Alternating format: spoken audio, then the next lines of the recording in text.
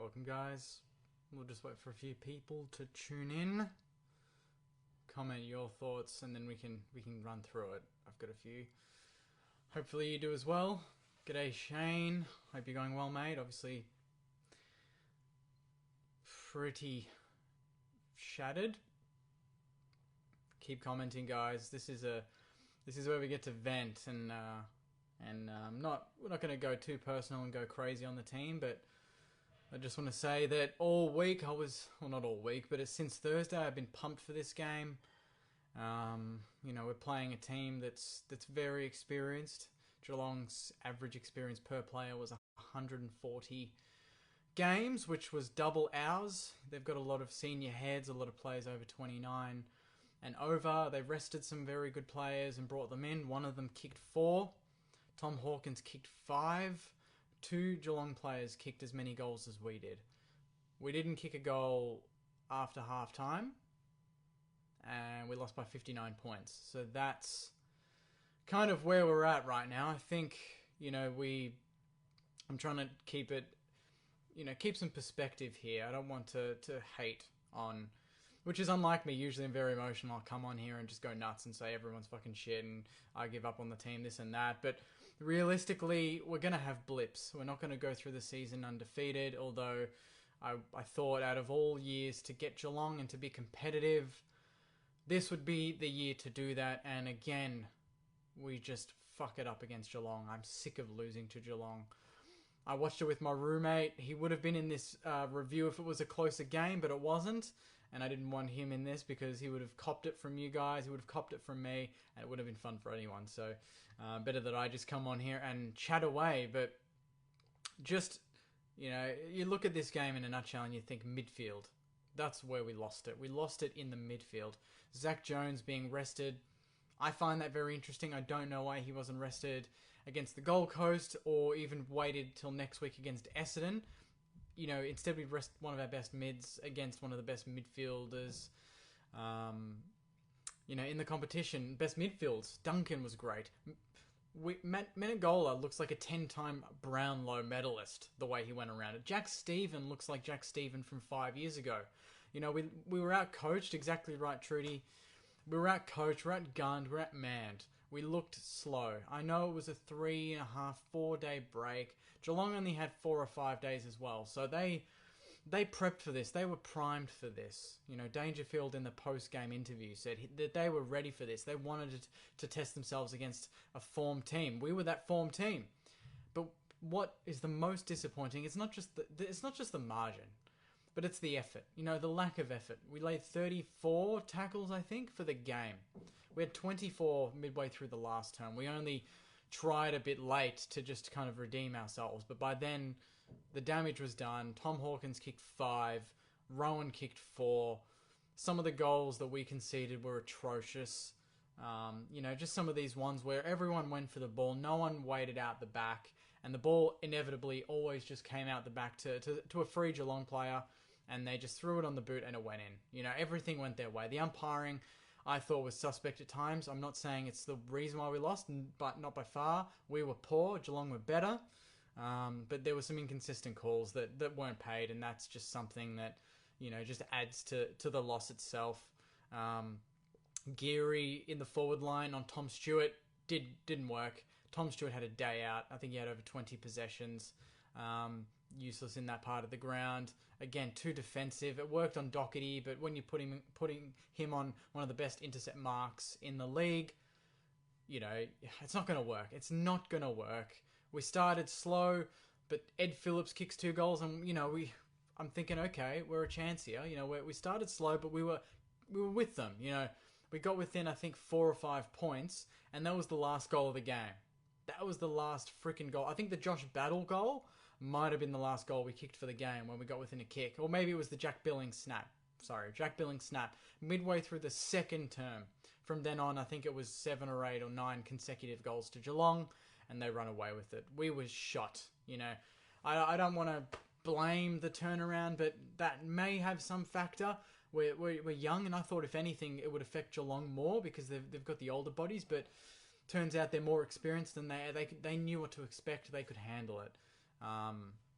I thought in terms of rare positives for the game, Bytel, 18 disposals on debut, did not look like he was worried at all. He fit into that midfield. The fact that we started him at the centre bounce in his first game showed a lot of faith, and it was risky because Geelong have got a stacked midfield and you're playing Bytel, a first gamer in there.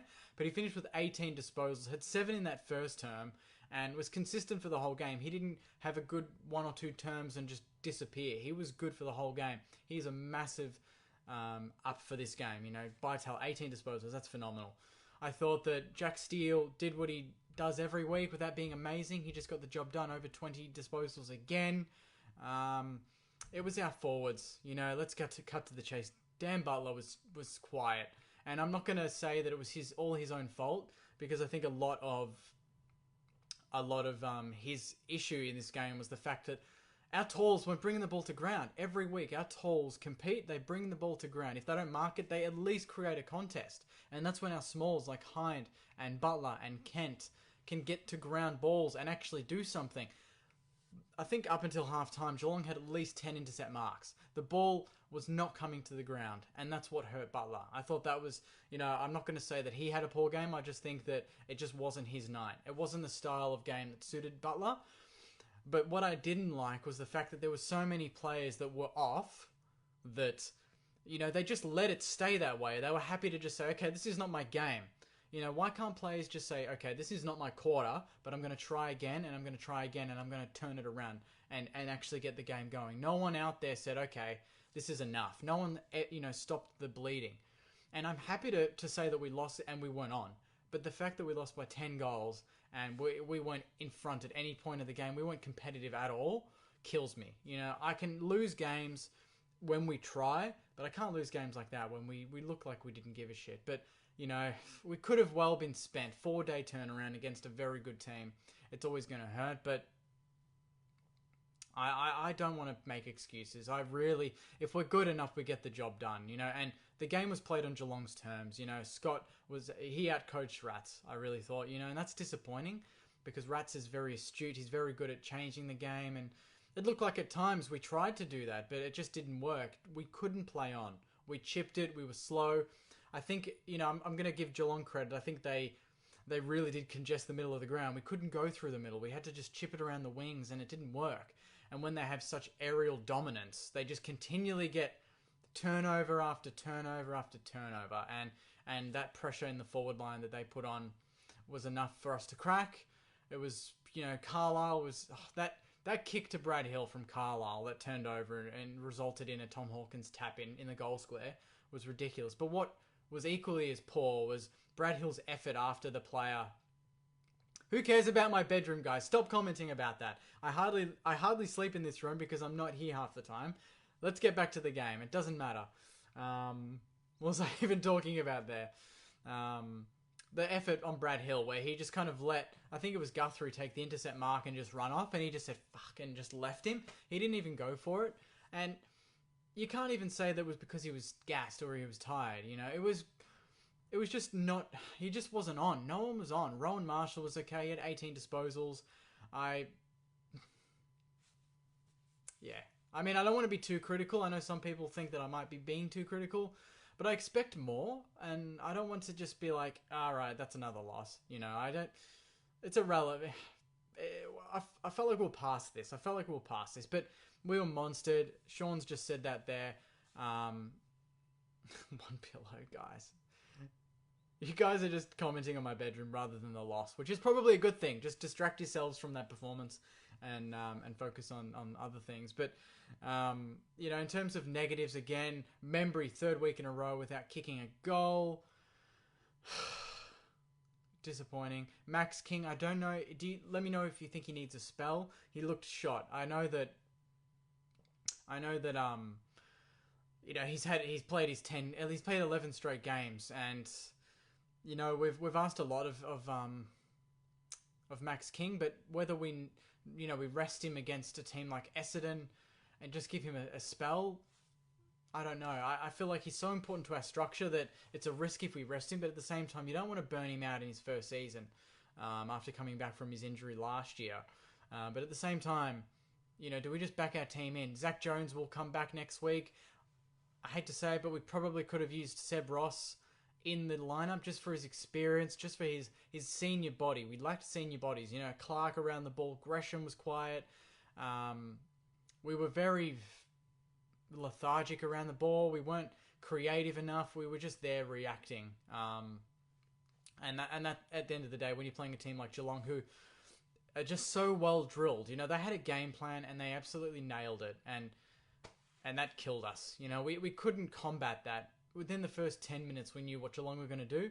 They wanted to chip the ball around, possess it, frustrate us. But as the game wore on, they got more, attacking because they knew that we were there to be killed. They knew that we were off and that if they took the game on, we weren't going to have any answers. And at the end of the day, they did exactly what they needed to do and they got the job done. For us, Caulfield was a bit below. Everyone was a bit below their best. And we've had 4 wins in a row. So I'm not going to say that this is a consistent issue where, what the hell? We need to fix this quickly. It could well be a one-off. But this now, again, turns into that sort of week where we need to respond against Essendon on the... Why is everyone commenting on this fucking bedroom? Get over it. Why? It doesn't make any sense. Focus on the game. Keep making me lose my train of thought, honestly. But I think the reality is we're a young team. You look at teams like Brisbane. You look at these young teams that on the up. Carlton, Port Adelaide to a lesser extent. They have big wins, but they also have drop-offs. And I think this is part of our process. Joycey said this in the Facebook chat during the game, but before we can learn about the ups and the wins, we need to learn to manage the losses. And I don't think we've learned that just yet. Most of our losses have been blowouts, apart from the Fremantle one and the North Melbourne one. Although you could say they were blowouts in the end because we've coughed up 6-goal leads. It's this game and the Collingwood game that really hurt me the most because they were against 2 senior, decent, top 4 chance teams and we didn't come to the party at all. Those were our 2 games where from start to finish, we were out of them. And I think it has a lot to do with our senior bodies, our lack of senior bodies, our lack of absolute A-grade superstars, which I think we need to go into pre-season and draft. So Josh Kelly, we need another gun. We need more strings to that midfield bow because when our midfield struggles, we lose. And I think this is the 4th game this year where we've actually lost contested ball, I think.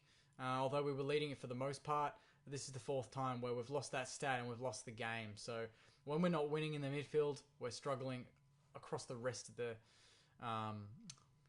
ground, which is annoying because I don't want to have to hope that our midfield performs. I want to have games where our midfield's done okay, but everyone else has done their role and you get the job done. But unfortunately, that's not the case. Hill has had 2 tackles today, so not really up to scratch. Overall, as a team, I'm not going to single him out, but overall as a team, we only had 34, so our pressure was down. That means that we just let Geelong possess the ball. Geelong, a very good kicking team. They had over 60-70% kicking efficiency, which means they don't turn the ball over, and that killed us. And they were just very good. I'm not going to harp on this too much. They were just too good. So let's just get into the comments. I'm going to ignore any that mention my bedroom because I don't know why that's even relevant. But let's go all the way to the top. Fucking disgusting. That's from Hutch. I'm ashamed from Emmett. Piss week from Scott. This star, this sets it up. Bytel was a star. That's from Jack. Very good call. This is from Radley. Positive because I need something not to cry. Jack Bytel played very well. Showed us that he's completely comfortable physically and mentally to be in the midfield. 18 disposals, 78% efficiency, 7 score involvements, 5 clearances. Will be a star for us. Is Geary the worst captain in the AFL? No, he's not, but he struggled tonight, didn't he? He really did. We don't play in front. I agree. Although, I think Jake Carlisle, he has this knack of playing often 2 in front, I think, because there were so many times where he was in front, but you knew Tom Hawkins was just going to kind of rest his arm on him, kind of push him out of the way and take an easy chest mark, and he did that a couple of times. So that's really, really disappointing.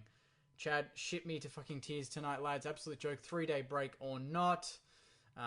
Scott says, gave up watching well before the 3rd quarter finished. How good was Bytel? Surely we keep him in. From Glenn, 100%. Bytel's not going anywhere. If he plays like that every week, he's not going to get dropped. Deflating loss. That's from Lockie. Butler should have tickled some bumps. That's from Sam. Cameron says, I don't even know what to say about that. Worst game this year. And yeah, that's a good call. Worst game this year, I think. And I was chatting to my roommate just after the game finished, and I asked him, out of every game that Geelong has won this year, which game was the most comfortable that he's felt? He's just watched it and he knew they were going to win comfortably.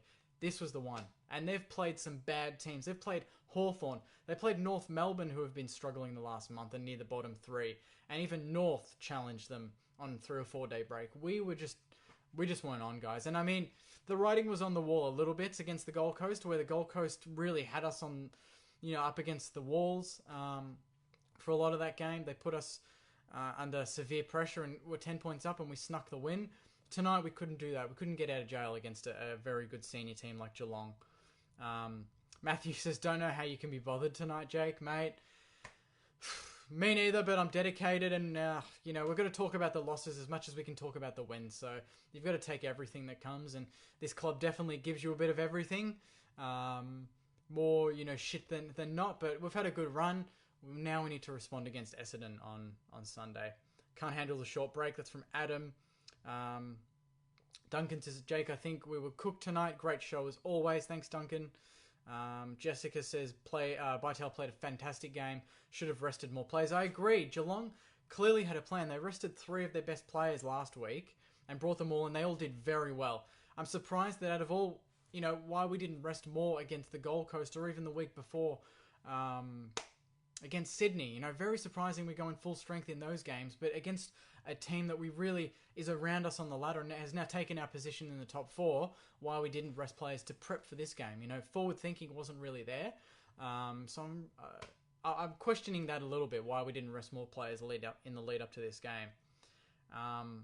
Sorry, can't watch tonight from Susie. The only lads that can hold their heads higher, Bytel still, and Phillips. Sorry, special shout out Phillips. His best game for the club, 2 goals, and I don't know how many disposals he had in the end, but he was very good, and he worked his ass off. He's one of those players that is very good endurance, like Brad Hill, but he was working. He wanted to get in and under, earn the hard ball, and then get on the outside. He did a bit of everything, and it's great, but also really disappointing to say that a first gamer and a player that was an emergency, that was a late in, were 2 of our best 4 or 5 players on the ground.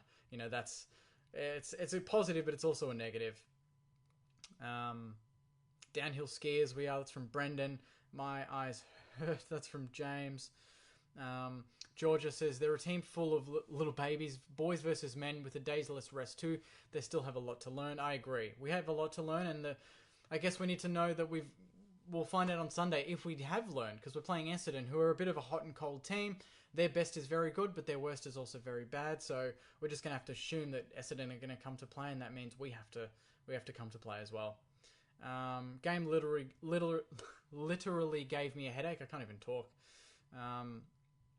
This is from Joe. There's nothing to worry about. The boys are back to Noosa. A bit of ping pong in the pool, some golf, sunbake, reset and beat the Dons on Sunday. Fair call. That was insipid. That's from Sam. I saw this coming. 2 key outs and 3 days rest. That's from Buster. This is from Michael. Don't care if he's captain. Geary needs to go. Bytel still and Marshall the only positives. Move out, Jake. Won't be good with your roommate. That's from Andrew. Nah, he's all right. He was pretty modest about it, to be honest. He knows I'm passionate about this, so he's not going to rub it in my face. But at the same time, you could tell he was very happy, which is equally annoying. You could just, even, fans that are modest, like, oh, it was a good win, but yeah. It's like, no, it was a great win, enjoy it. It's annoying when fans are modest and kind of keep it under wraps, because, I'm definitely not. This is from Alan. Looks like we needed a rest. We just didn't pick up our men at all. You can't stand 3 meters off your man against Geelong. Hopefully a wake-up call with a couple of hard games coming. Essendon and then Brisbane, so it does not get any easier for us. Cooper says, Ratton for once make a freaking selection statement. Out Caulfield, Patton, Long, Marshall, Battle, Hill, Carlisle, King. In Ross, Savage, Robbo, Jones, Ryder, Abbott, Marsh, and one other. Yeah, I don't think we're going to go wholesale changes. Ratton doesn't look like the sort of guy that really does that. I think he backs the same team in most weeks to get the job done.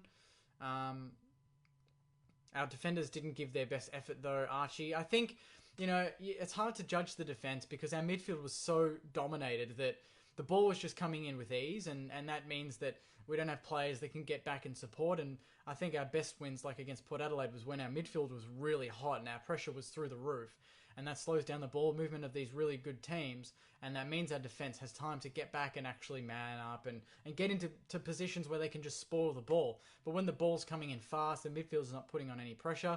Our defenders are caught out of position because we do press up, so we're in an attacking position when the ball's coming in, and that means that players are going to get out the back. And Rowan and Hawkins ate that up all night and got some easy out the back goals because of that.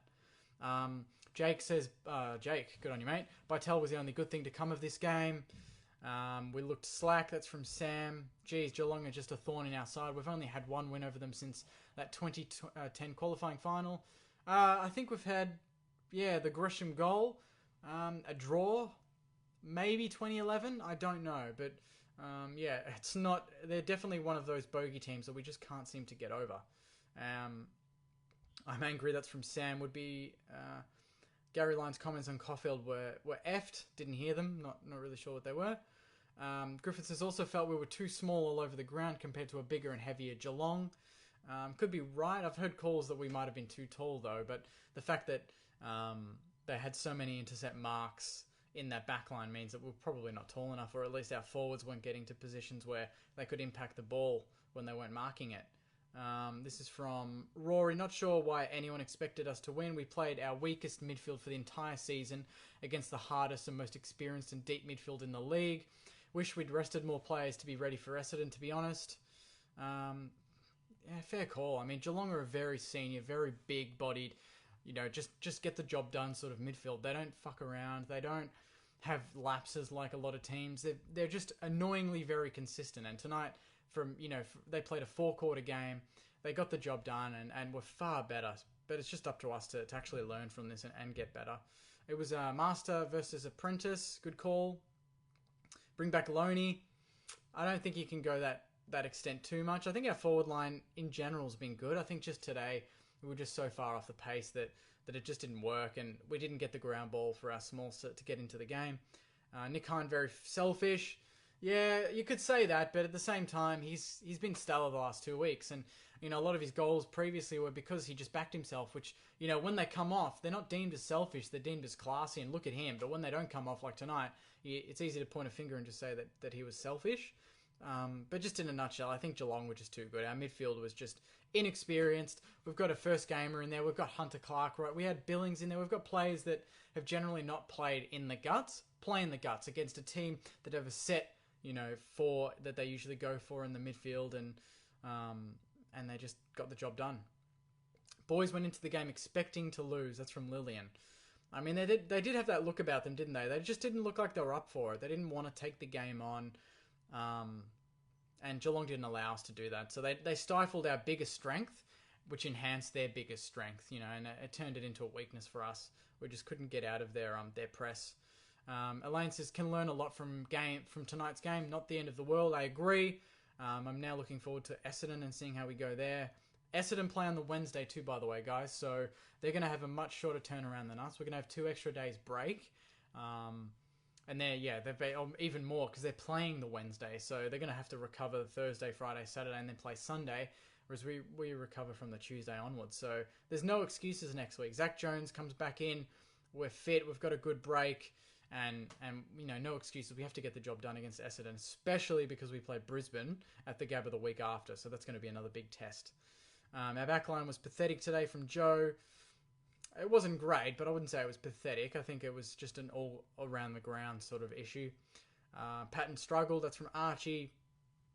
Do you only have one pillow? That's from Peter. Mate, I got about 10 pillows, but I just thought, just put the one there. It's nice and easy looking. I don't want to crowd the bed. But I'm going to be crying into a pillow tonight, that's for sure, after thinking about that performance. What else we got? We've damaged our percentage big time. Got to smash Essendon to redeem it. Yep. That's another thing, is that I just wish that we could lose a game but not cough up percentage. We seem to always, when we just lose, we put our heads down and we concede big scores, and If you take out the Collingwood and Geelong game tonight, our percentage would be very healthy, but we just continually give up silly goals, even when we're not performing. And I just wish maybe we went more defensive, just maybe we're not going to win the game and we're not going to, push to attack to even get a few goals, but I'd rather just negate them, flood a bit, put some more players into defence. But instead we took Dougal Howard and put him into the forward line, and that didn't really work, and we conceded more goals at the other end. So there's a bit to learn, I think, for our players, but also our coaches as well. So yeah, that's kind of where it is, guys. Ryder will come back next week, hopefully, and then you've got Zach Jones. So yeah, tough night at the office for the boys. But I'm not going to say that we're shit and burn your membership and cut it up and all that crap. It's a learning. We're a work in progress, and the fact that we've come this far and we're a top 4 chance after round 11 with Rats as a new coach and so many new faces is just a bonus. So I don't want to feel like I'm getting ahead of myself here and feeling entitled into thinking we're just going to win every week and we're the best team in the comp. We're not. We could be in a few years, but we've got a lot to learn. And tonight, Geelong showed us a thing or two about being consistent and having a good engine room that just works for the entire game. So hopefully our mids just look at the Dangerfields, look at the Duncans, look at the Menengolas, and look at how hard they work around the ground. They've also got size on us. We don't have that. We didn't have that big body. Jack Steele's tough, but he's not a big body like Dangerfield. So we struggled in that department. But I thought, big positive by Tal. So that's one thing we can look at. Apart from that, it just shows our depth, but at the same time, it shows that we lack absolute A-grade class, and that's something that tonight was exploited. I might leave it there, guys. Let's go out. We'll go for a few more. Let's see what we've got. Worst kicking performance for the Anno. What did we kick? We kicked 4 goals, 10, didn't we? Far out. Why was he laid out? That's from Griffin. I think he hurt his hand last week and he was touch and go this week. And I think Rats just backed Marshall to take on Stanley. And if anything, it was probably an even 50-50. Stanley did some nice things. I thought Marshall did some nice things around the ground as well. He could, he didn't have his colours lowered tonight, but his the mids around him just didn't do the job. And it's worrying that 2 weeks in a row, our mids have struggled. So we need to have a big performance next week, because even though Essendon have struggled, they've got a good midfield. They've got Shield, they've got McGrath that runs through there. So they've got a solid bunch of players. So we're going to have to be on to get the job done. It's not going to just happen. I might leave it there, guys. I don't want to continue to... Austin Geary had 7 fantasy points. And lastly, Yassar said, we're seriously unlucky to have Dunstan injured. He'd be playing our midfield, and Gresham could be playing small forward, where his skills...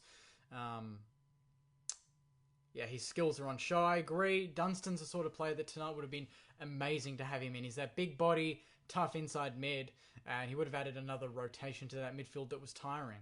But unfortunately, that is what it is, guys. It's a loss. We're 7-4. We're 5th.